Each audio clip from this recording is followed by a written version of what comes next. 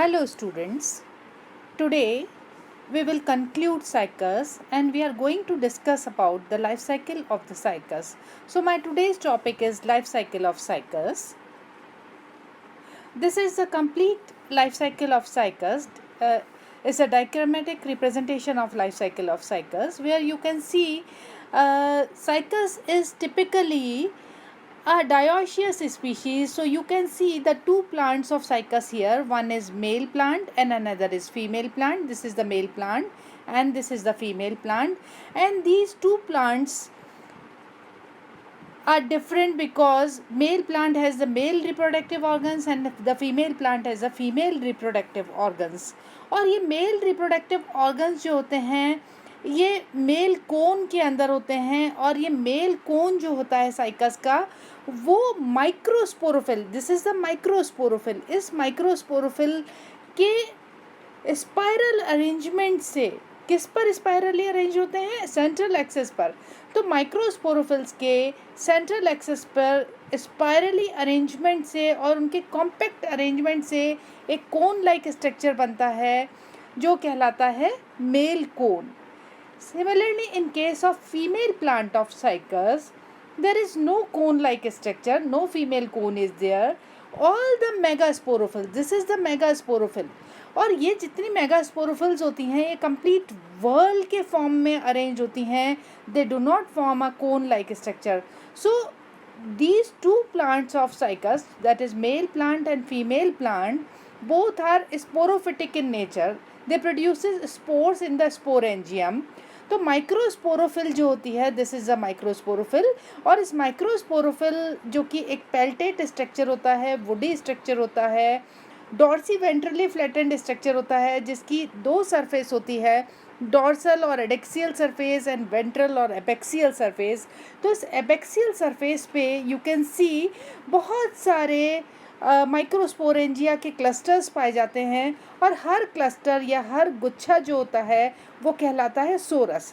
तो माइक्रोस्पोरोफिल की lower एपेक्सियल surface के ऊपर बहुत सारे सोराई पाए जाते हैं, और जब आप एक माइक्रोस्पोरेंजिया को देखते हैं तो इस माइक्रोस्पोरेंजिया में बहुत सारी स्पोर मदर सेल्स विकसित होती है, microspore mother cells that undergoes reduction division and forms a microspore. So this is a microspore जो कि किससे बनी, माइक्रोस्पोर मदर सेल के रिडक्शन डिवीजन से बनी।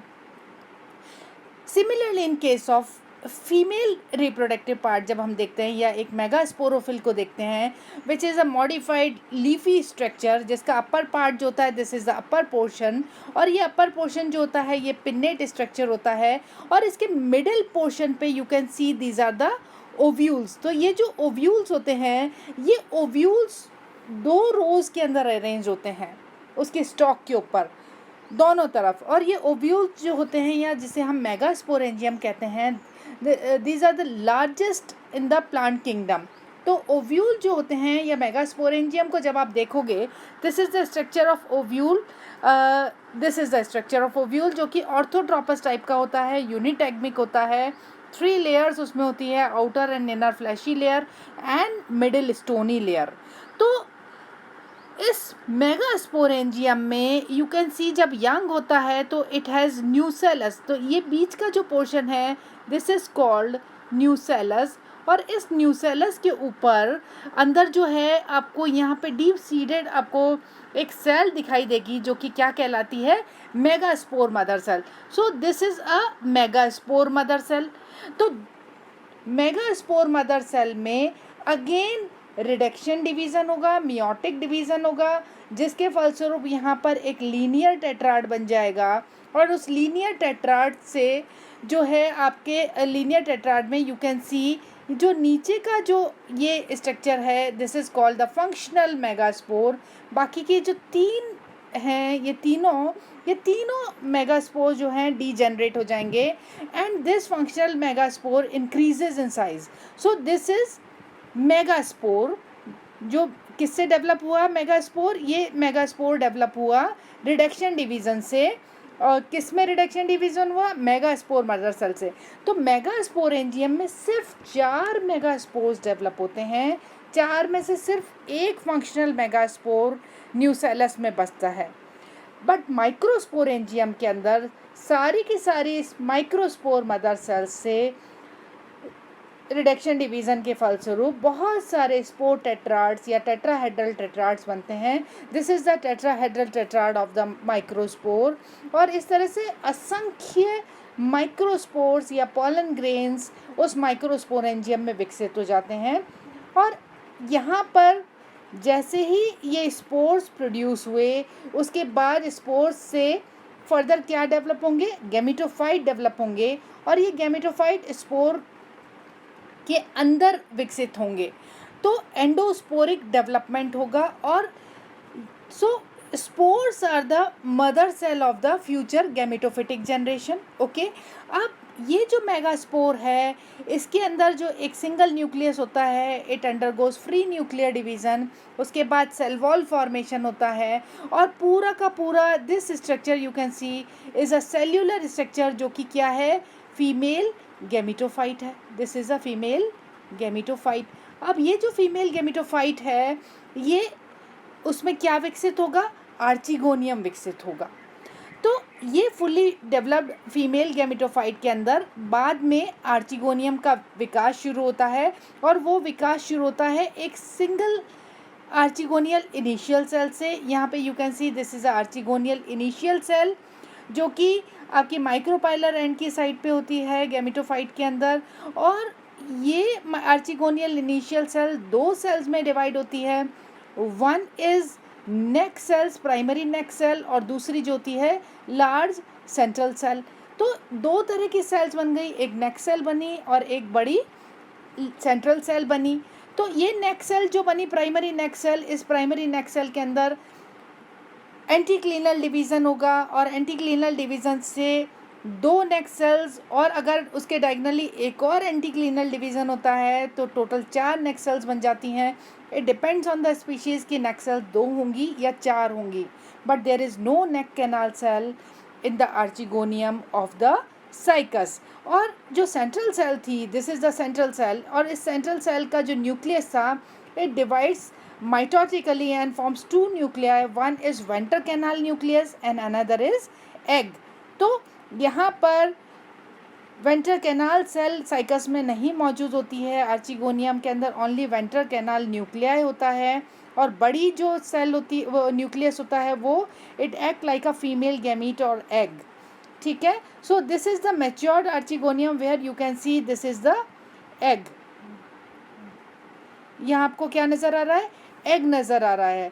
सो अगर हम मेल गैमेटोफाइट की बात करें, तो जैसे ही माइक्रोस्पोर का टेट्राहेड्रल टेट्राड डेवलप हुआ, उसके बाद माइक्रोस्पोर जब सेपरेट होते हैं, तो हर माइक्रोस्पोर के अंदर सेल डिवीज़न शुरू हो जाता है, यानी मेल गैमेटोफाइट का डेवलपमेंट शुरू हो जाता है।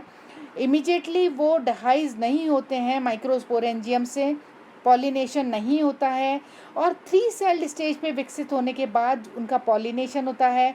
और वो 3 सेल्स होती हैं, one is prothallial cell, another is generative cell, and the third one is tube cell. इस स्टेज के ऊपर पॉलिनेशन होता है, और पॉलिनेशन के बाद में जो जनरेटिव सेल होती है, उस जनरेटिव सेल से एक स्टॉक सेल बनती है, this is the stalk cell, and दूसरी सेल बनती है body cell, this is the body cell. तो बॉडी सेल से क्या डेवलप होंगे? 2 एंथ्रोजॉइड्स डेवलप हो जाएंगे। तो यहाँ पर मेल गैमेटोफाइट के अंदर 2 एंथ्रोजॉइड्स का विकास हुआ, जो कि पॉलन ट्यूब में, जो कि ट्यूब सेल से विकसित हुई है, उसके अंदर ये आ जाते हैं। और आर्चिगोनियम के अंदर क्या विकसित हुआ? This is the egg. तो यहाँ पर दोनों मेल और फीमेल गैमीट्स डेवलप हो जाते हैं। तो स्पोर के जर्मिनेशन के साथ ही गैमेटोफिटिक फेज शुरू होता है, और जैसे ही ये गैमीट्स विकसित होते हैं, उसके बाद इनमें क्या होगा? फर्टिलाइजेशन होगा या सिनगेमी होगा, और जिसके फलस्वरूप क्या बन जाएगा? जाइगोट या ऊस्पोर डेवलप हो जाएगा। तो यहाँ इसी के साथ ही, यानी स्पोर जर्मिनेशन के साथ में जाइगोट के विकसित होने से पहले तक की जो अवस्था होती है, this is called the gametophytic phase, जो कि पूरा का पूरा, क्योंकि स्पोर जो हैं रिडक्शन डिवीज़न से बन रहे हैं, तो हैप्लॉइड स्पोर्स बने तो गैमेटोफाइट भी हैप्लॉइड बनेगा और गैमीट्स भी क्या होंगे, हैप्लॉइड होंगे। तो इस तरह से गैमेटोफिटिक फेज जो है वो हैप्लॉइड फेज होगा। और यहाँ पर जैसे ही जाइगोट बनेगा, this zygote act like a mother cell of the future sporophytic generation. It develops into a embryo. You can see this is the pro-embryo, और इस pro-embryo के तीन part, this is the embryonal region, this is the suspensor region and this is the haustorial region. आपको तीन reason आपको नज़र आ रहे हैं। सस्पेंसर रीजन जो है ये लॉन्ग कॉइल्ड स्ट्रक्चर होगा, जिसकी सहायता से ये जो एम्ब्रियो है, ये एम्ब्रियो एंडोस्पर्म में धंसा हुआ रहेगा। और हॉस्टोरियल रीजन का जो काम है वो इस डेवलपिंग एम्ब्रियो को न्यूट्रिशन प्रोवाइड करना है। So these are the three regions of the embryo. और यहाँ पर जो फीमेल गेमिटोफाइट है वो आफ्टर फर्टिलाइजेशन क्या कहलाएगा, एंडोस्पर्म। और एंडोस्पर्म जो होगा जिम्नोस्पर्म्स में या साइकस के अंदर, you can see it is a haploid structure. तो इससे अगेन ये एम्ब्रियो, जैसे ही एम्ब्रियो का विकास हुआ, एम्ब्रियो विकसित हुआ और ये complete megasporangium after fertilisation is known as seed. तो ये क्या बन गया, सीड विकसित हो गया। और सीड फेवरेबल कंडीशन आते ही इमीडिएटली इट जर्मिनेट होता है और develops into a sporophytic plant. So this complete phase that starts with zygote, formation of zygote after syngamy, or formation of spores in the, ये आपका जो स्पोर के बनने से पहले की जो अवस्था होती है, यानी माइक्रोस्पोर या मेगास्पोर मदर सेल्स तक की जो अवस्था आती है, जो माइक्रोस्पोरेंजियम या मेगास्पोरेंजियम के अंदर, ये complete stage, this is called the sporophytic phase, जो कि डिप्लॉयड होता है। तो यहाँ मेन डोमिनेंट फेज जो होगा वो स्पोरोफिटिक होगा। Gametophytic phase is highly reduced and dependent on the sporophytic phase. This is the graphic representation of life cycle of the cycas, where you can see cycas male plant has the male cone and female plant has the female strobilus, okay, जो कि cone like structure नहीं बनाता है। और ये male cone में microsporangium लगेंगे microsporophyll पे। फीमेल स्ट्रोबिलस जो है ये मेगास्पोरोफिल के ऊपर विकसित होंगे और मेगास्पोरेंजियम में मेगास्पोर मदर सेल विकसित होगी, माइक्रोस्पोरेंजियम में माइक्रोस्पोर मदर सेल डेवलप होगी। यहाँ तक की अवस्था सब डिप्लॉयड है, यू कैन सी। अब ये मियोटिक डिवीज़न होगा इनमें, और जिससे क्या बनेंगे, मेगास्पोर्स और माइक्रोस्पोर्स विकसित होंगे जो कि हैप्लॉइड होंगे। माइक्रोस्पोर से मेल गैमेटोफाइट डेवलप होगा जिसमें एंथ्रोजॉइड्स डेवलप होंगे 2, और मेगास्पोर से फीमेल गैमेटोफाइट या एम्ब्रोसैक डेवलप होगा जिसमें क्या विकसित होगा, एग डेवलप होगा। Antherozoid is called the mail nucleus, जो कि यहाँ पर मल्टीफ्लैजिलेटेड होता है। आफ्टर फर्टिलाइजेशन जाइगोट बनता है या ऊस्पोर बनता है। This ऊस्पोर develops into the embryo, और एम्ब्रियो किस में विकसित हो गया, सीड के अंदर।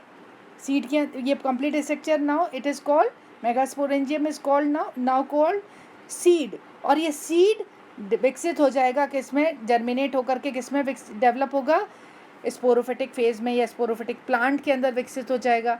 और इस तरह से ये पूरा का पूरा फेज जो ऊस्पोर से लेकर के आपके स्पोर मदर सेल्स तक का फेज है, ये स्पोरोफिटिक जनरेशन है। और यहाँ पर स्पोर फॉर्मेशन के साथ ही फर्टिलाइजेशन से पहले की अवस्था पूरी गैमेटोफिटिक जनरेशन है जो कि हैप्लॉइड होती है। इस तरह से क्लियरली साइकस के अंदर 2 जनरेशन्स ऑल्टरनेटली प्रेजेंट होती है लाइफ साइकिल के अंदर। That's all about the life cycle of the cycas. Thanks.